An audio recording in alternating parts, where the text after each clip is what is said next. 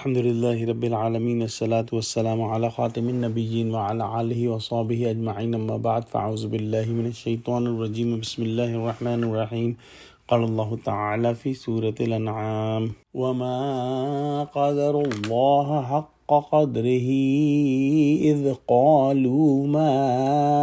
أنزل الله على بشر من شيء قل من أنزل الكتاب الذي جاء به موسى نورا وهدى للناس تجعلونه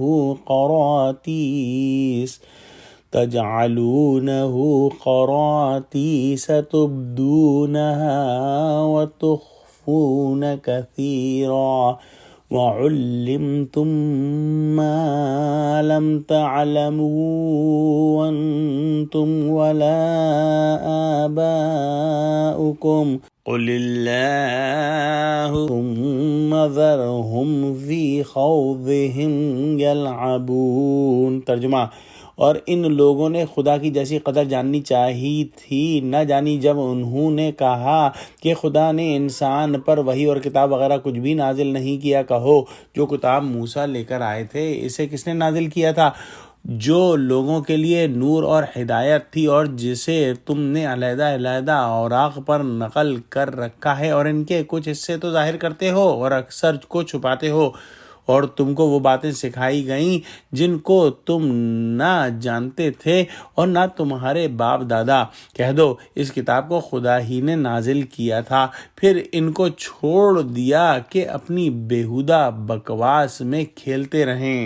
ان لوگوں نے اللہ سبحانہ وتعالیٰ کا بہت غلط اندازہ لگایا جب کہا کہ اللہ سبحانہ وتعالیٰ نے کسی بشر پر کچھ نازل نہیں کیا ہے۔ علماء نے فرمایا ہے کہ یہ قول یہودیوں کا معلوم ہوتا ہے، چونکہ نبی صلی اللہ علیہ وآلہ وسلم نے یہ دعویٰ کیا تھا کہ میں نبی ہوں اور مجھ پر کتاب نازل ہوئی ہے، اس لیے قدرتی طور پر کفار قریش اور دوسرے مشرکین عرب اس دعوے کی تحقیق کے لیے یہود و نصارہ کی طرف رجوع کرتے تھے۔ ان سے پوچھتے تھے کہ تم بھی اہل کتاب ہو، پیغمبروں کو مانتے ہو، بتاؤ کیا واقعی اس شخص پر اللہ سبحانہ وتعالیٰ کا کلام نازل ہوا ہے؟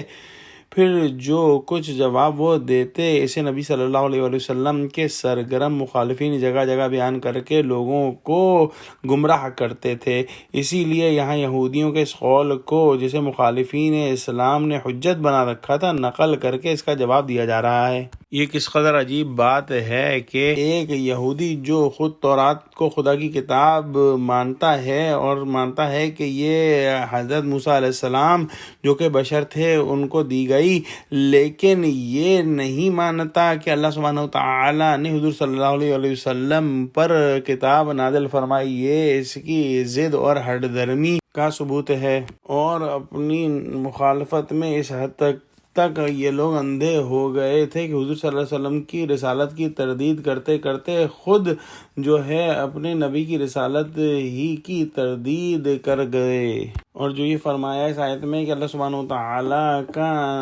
بہت غلط اندازہ لگایا، اس کا مطلب یہ ہے کہ انہوں نے اللہ سبحانہ وتعالیٰ کی حکمت اور اس کی قدرت کا اندازہ کرنے میں غلطی کی۔ کیونکہ اگر انسان یہ سوچے کہ اللہ سبحانہ وتعالیٰ نے